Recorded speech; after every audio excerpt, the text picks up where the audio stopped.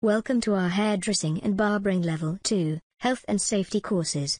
In Topic 1 we focus on legislation. And this session is about the Personal Protective Equipment Regulations, PPE 1992. Introduction. Under the Personal Protective Equipment at Work Regulations 1992, employers have a legal obligation to provide suitable equipment to protect their employees against health and safety risks at work.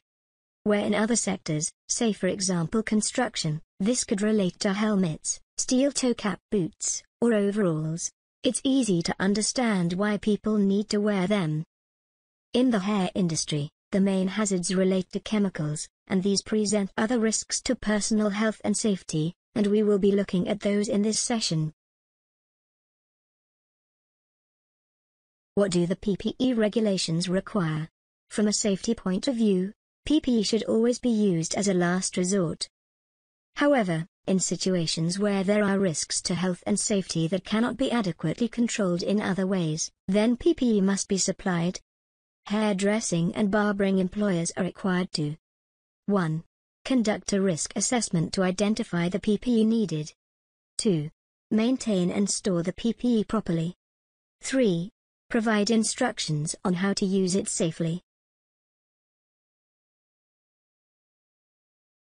Employees' obligations under PPE. The regulations require the employees to correctly use the PPE provided by their employer. Hairdressers and barbers use chemicals in their work on a daily basis. These chemicals range from shampoos and conditioning products to lightening and dyeing compounds. You have an obligation to your employer to wear the appropriate protective equipment during all chemical treatments and services.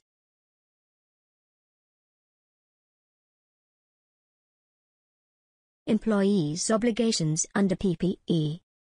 In hairdressing and barbering businesses, the operators tend to wear a uniform at all times. The table identifies the PPE that employers will provide for hair services and when they must be worn. You will see that you need to wear non-latex gloves for all the listed services, and an apron for all technical processes, except shampooing and conditioning. Considering that most hairdressers and barbers wear a tunic, or uniform, then these provide protection for those exceptions. Why do I need to wear PPE? You need to wear non-latex disposable gloves to protect you from the services listed in the table. And that is because, 1. There is a risk of developing a sensitivity or intolerance to the chemical compounds. 2.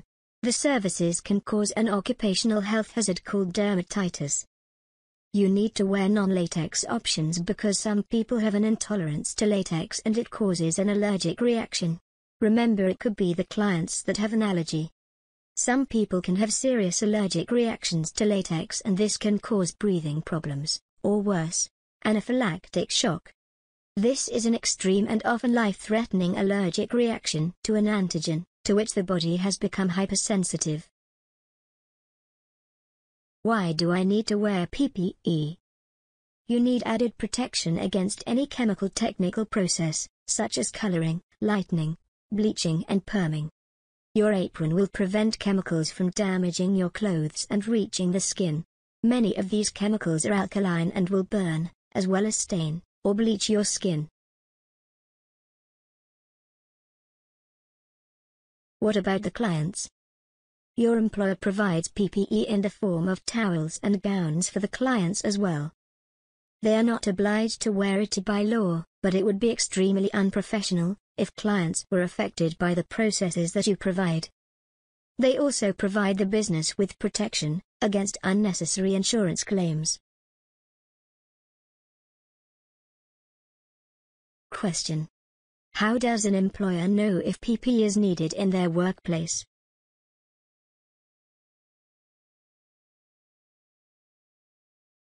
True or false? The employer should provide instructions for the use of PPE.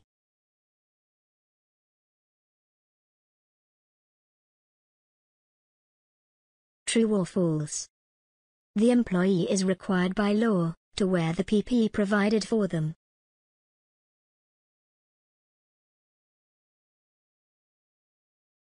Question.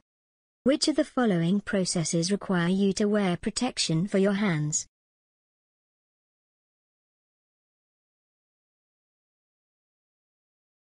Question. Which of the following processes require you to wear protection for your hands?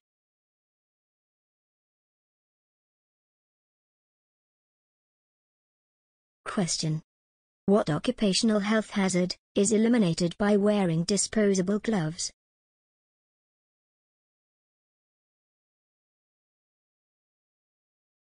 Question.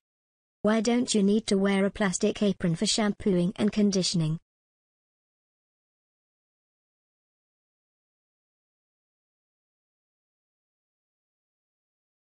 Question. Why do clients have to wear a gown and towel during technical processes?